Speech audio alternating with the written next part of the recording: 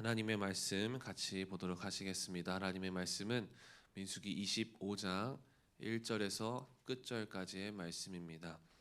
민수기 25장 1절에서 18절 끝절까지의 말씀인데요. 좀 길어서 오늘은 민수기 25장 1절에서 9절까지만 함께 읽도록 하겠습니다. 민수기 25장 1절에서 9절까지의 말씀, 저 한 절 여러분들 한 절 번갈아 교독하시고 마지막은 같이 읽도록 하겠습니다. 이스라엘이 시딤에 머물러 있더니 그 백성이 모압 여자들과 음행하기를 시작하니라. 이스라엘 백성을 청하매 백성이 먹고 그들의 신들에게 절하며 이스라엘이 바알볼에게 가담한지라 여호와께서 이스라엘에게 진노하시니라.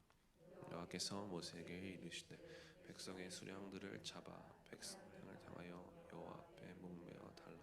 그리하면 여호와의 진노가 이스라엘에게서 떠나. 모세가 이스라엘 재판관들에게 이르되 너희는 각각 바알볼에게 가담한 사람들을 죽이라 하니라. 이스라엘 자손의 온 회중이 회방문에서 올 때 이스라엘 사람이 모세와 온 회중 앞에 한 여인을 데리고 온지라. 제사장 아론의 손자 엘르아살의 아들 비나스가 보고 회중 가운데서 일어나 손에 창을 들고 이스라엘 남자를 따라 그의 막사에 들어가 이스라엘 남자와 그 여인의 배를 꿰뚫어서 두 사람을 죽이니 연병이 이스라엘 자손에게서 함께 읽겠습니다. 그 연병으로 죽은 자가 24,000명이었더라. 아멘. 오늘도 아침 일찍 주님 앞에 나와 예배하는 모든 분들을 진심으로 환영하고 축복합니다. 오늘은 결과를 만드는 과정이라는 제목으로 말씀을 나누겠습니다. 지지난 주일 사역을 마치고 담임 목사님께서 전체 교직원들에게 이런 메시지를 남기셨습니다. 행사의 결과에 만족하는 것이 아니라 섬길 수 있는 과정에 만족합시다. 이 메시지를 주셨습니다. 맞습니다. 과정을 통해 결과가 만들어지죠. 그래서 그 과정이 정말 중요한 것 같습니다. 사람들은 뭐로 가도 서울로만 가면 된다라고 이 결과에 만족하는 삶을 살아갑니다. 그러나 우리의 과정, 그 과정도 정말 중요하다라는 것이죠.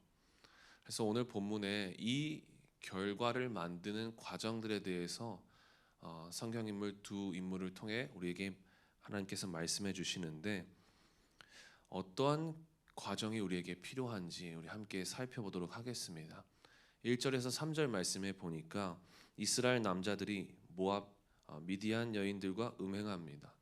그러나 그것으로 끝나지 않고 바알볼에게 우상 숭배하는 모습을 보게 되어집니다. 이스라엘을 저주하지 못하는 이 발람이 꾀를 내어서 계략을 펼친 것입니다. 자신의 입술에 그 축복만 하나님께서 담아주시기 때문에 저주하지 못하는 그런 상황에서 모압과 미디안에게 이 계략을 소개하고 그 계략이 바로 이 하나님 앞에 범죄하게 만드는 음행의 계략이었습니다. 그래서 이러한 모습을 보시고 하나님께서 모세에게 말씀하십니다. 4절, 5절 말씀에 보니까 여호와 앞에 목매어 달라. 그리하면 여호와의 진노가 이스라엘에게서 떠나니라. 5절 말씀에 너희는 각각 바알볼에게 가담한 사람들을 죽이라. 수령들을 죽이라, 목매어 달라라고 하는데 이 수령들은 이스라엘의 지파장들, 즉 리더들, 지도자들입니다. 그러니까 이들이 지금 이 죄를 방관했다라는 거죠. 죄를 방관했던 이 지도자들을 목매어 달라. 그리고 실제적으로 그 죄를 지은 사람들을 다 죽이라. 하나님께서 말씀하시는 겁니다. 여러분, 하나님은 이마만큼 죄를 싫어하십니다. 죄를 혐오하십니다. 이 죄 앞에 사람들은 연병으로 죽음을 피해갈 수가 없었습니다. 다 죽게 되어지는 것입니다. 여러분, 죄의 결과는 죽음입니다. 이 죽음은 하나님과의 관계 단절입니다. 하나님께서로부터 주시는 그 신령한 복, 하나님께서 주시는 놀라운 축복을, 그 생명을 받아 누리지 못하는 것이 죽음입니다. 이 죄의 결과가 죽음이라는 겁니다. 그래서 이스라엘 백성들은 6절에 어떻게 행동합니까? 온 회중이 회막 문에서 울 때에, 이스라엘 백성들은 지금 자신의 이 사태의 심각성을 깨닫고 회막문에서 통곡하며 회개합니다. 하나님 앞에 통곡하며 회개합니다. 여러분, 이 죄의 문제를 해결할 수 있는 것은 온전한 회개입니다. 하나님 앞에 간절한 회개인 것입니다. 우리에게 주신 회개의 방법이 있죠. 우리의 죄를 위해 죽으신 예수 그리스도의 보혈을 의지하는 것. 그 주님의 보혈을 통하여만 우리가 깨끗함을 입을 수 있게 되어지는 줄 믿습니다. 죄에서 자유를 얻게 함은 오직 주님의 보혈밖에 없습니다. 우리 주님 십자가 은혜 앞에 서서 회개함으로 하나님 앞에 날마다 정결하게 그 하나님의 진노를 피하는 저와 여러분 모두가 되기를 간절히 소망합니다. 그런데 온 이스라엘 백성들이 회개하고 있을 때 어떤 일이 벌어집니까? 사람들은 통곡하며 회막문 앞에서 막 웁니다. 회개합니다. 그런데 6절 말씀 세 번역 성경으로 보니까요, 이스라엘 자손 가운데서 한 남자가 모세와 이스라엘 자손 온 회중이 보는 앞에서 한 미디안 여자를 데리고 집으로 들어갔다. 음행했다라는 겁니다. 지금 이스라엘 백성들은 하나님 앞에 통곡하며 회개하고 있는데 그 앞에 뻔뻔하게 한 남자가 미디안 여자를 데리고 집으로 들어가는 모습을 보게 되어지는 것입니다. 저는 여기서 이것을 깨닫습니다. 진정한 은혜는 같은 문제 앞에, 같은 상황 앞에 회개할 수 있는 것이 진정한 은혜입니다. 회개하지 못하는 것은 은혜가 아닙니다. 정말 회개할 수 있는 것이 하나님의 은혜입니다. 어떤 이는 하나님께 이 문제를 해결받기 위해서 통곡하며 회개합니다. 나의 죄를 돌아봅니다. 돌이킵니다. 그러나 어떤 이는 똑같은 문제 앞에, 똑같은 죄 앞에 여전히 하나님이 싫어하는 삶, 죄 가운데 살아갑니다. 회개할 수 있는 은혜, 통곡하며 돌이킬 수 있는 은혜 입은 자들이 되시기를 간절히 소망합니다. 이 회개할 기회를 잃어버린 이들의 모습을 본 제사장 엘르아살의 아들 비느하스가 이렇게 행동합니다. 7절 8절 말씀에 보니까 비느하스가 보고 회중 가운데서 일어나 손에 창을 들고 8절 말씀에 이스라엘 남자와 그 여인의 배를 꿰뚫어서 두 사람을 죽였다. 창으로 둘을 한꺼번에 죽여버립니다. 이러한 비느하스의 거룩한 의분과 거룩한 열심을 보시고 그제서야 하나님께서 주신 그 진노가 끊어졌습니다. 멈춰졌습니다. 그런데 이 비느하스가 그냥 평범한 죄인 둘을 죽인 것이 아닙니다. 이 둘의 신상에 대해서 지금 성경은 기록하고 있죠. 오늘 읽지 않았지만 14절 말씀에 보니까 이 남자가 시므온 지파의 한 족장 살루의 아들 시므리이다라고 이야기합니다. 족장의 아들입니다. 그리고 함께한 미디안 여자도 15절에 미디안 가문의 수령 수르의 딸 고스비이다. 그러니까 지금 이 한 공동체의 리더들이 행한 일들이었다는 겁니다. 많은 사람들이 회개하고 있는 그 상황에서 지도자라는 사람들이, 리더라는 사람들이 그 앞에서 여전히 죄를 짓고 있었다. 특별히 이스라엘의 시므온 지파의 리더 시므리가 범죄했다는 것은 그 지파 안의 남자들도 이 범죄에 가담했다는 겁니다. 하나님 앞에 이 죄를 짓는 것이 어색하지 않았다는 겁니다. 그 음행과 우상 숭배에 가담했다라는 거죠. 그 증거로 민수기 1장에서 계수된 이 시므온 지파의 인구수가 59,300명이었습니다. 그런데 오늘 읽은 본문 그 다음에 26장에 계수된 인원이 22,200명으로 확 줄어버립니다. 여러분, 죄의 결과가 이렇게 무섭습니다. 하나님의 진노가 끊어졌음에도 이미 죄로 인해 너무 많은 사람들이 죽어버립니다. 죽음의 결과를 맞이합니다. 죄가 뿌리 내려 열매 맺지 못하도록 죄를 끊어내는 거룩한 열심, 비느하스가 보여줬던 이 거룩한 의분을 갖는 저와 여러분 모두가 되기를 소망합니다. 진정한 회개는 자책하며 내 탓이요 나 잘못했습니다 회개하며 눈물 흘리는 것으로 끝나는 게 아닙니다. 진정한 회개는 비느하스처럼 죄의 행동을 끊어내는 것입니다. 직접적으로 보여주는 것입니다. 여러분, 주님의 보혈의 능력이 있습니다.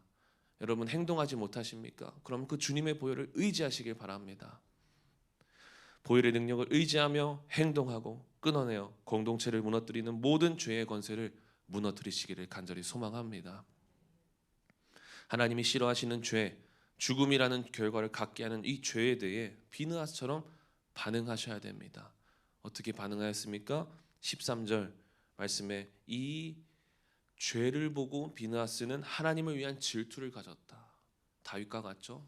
다윗도 정말 거룩한 의분을 가지고 나아갔던 것처럼 비느하스도 하나님 편에 서서 하나님의 마음을 갖고 그 질투, 거룩한 질투를 가지고 나아갔다라는 겁니다. 그렇게 했을 때 12절에 비느하스와 그의 후손들에게 하나님께서 이 평화를 약속하셨습니다. 이와 같이 우리도 비느하스 같이 결단하고 죄의 결과를 막 끊어내기를 결단하고 그렇게 행동한다면 하나님께서 우리에게도 자손 대대로의 평화를 약속하실 줄 믿습니다. 죄가 끊어져야만 하는 것입니다. 그래서 16절 17절 하나님께서 말씀하십니다. 여호와께서 모세에게 말씀하여 이르시되 미디안들을 대적하여 그들을 치라. 아시다시피 모압과 미디안의 장로들은 이스라엘을 무너뜨리기 위해서 계략을 펼쳤고 이스라엘을 저주하라고 그렇게 발람을 꼬드겼습니다. 그래서 하나님의 백성을 무너뜨려야 하는 이 미디안과 하나님이 지금 대적하라고 말씀하십니다.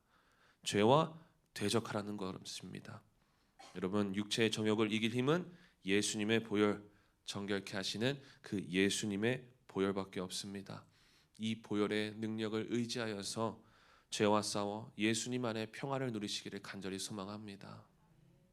여러분, 시므리와 고스비 이 두 남녀는 죄의 결과로 인해서 죽음을 만들었습니다.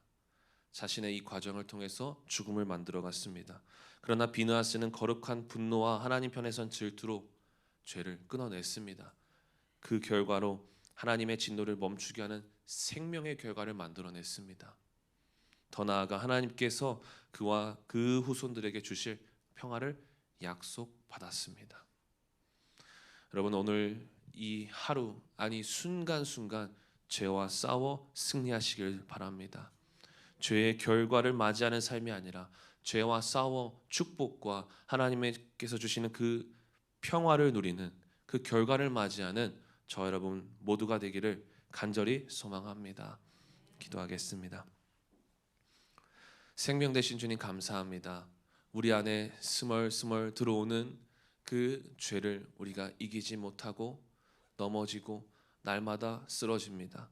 주님, 그러나 우리가 그 죄를 용납하지 않게 하여 주시고 그 죄의 결과가 얼마나 무섭고 얼마나 우리에게 엄청난 피해를 주는지 오늘 깨닫게 하여 주셔서 예수님의 보혈을 의지하여 그 죄를 끊어내고 싸워 승리할 수 있는 우리 모두가 되게 하여 주시옵소서. 그래서 예수 안에 참 평안과 예수 안에 참 평화를 누리는 오늘 이 하루의 삶, 순간순간의 삶이 되어질 수 있도록 우리와 함께하여 주시옵소서. 오늘도 가지고 나온 기도의 제목들이 있습니다. 하나님, 죄를 구하는 것이 아니라 하나님의 뜻을 구할 수 있는 우리가 되게 하여 주옵소서. 감사드렸고 예수님의 이름으로 기도하였습니다. 아멘.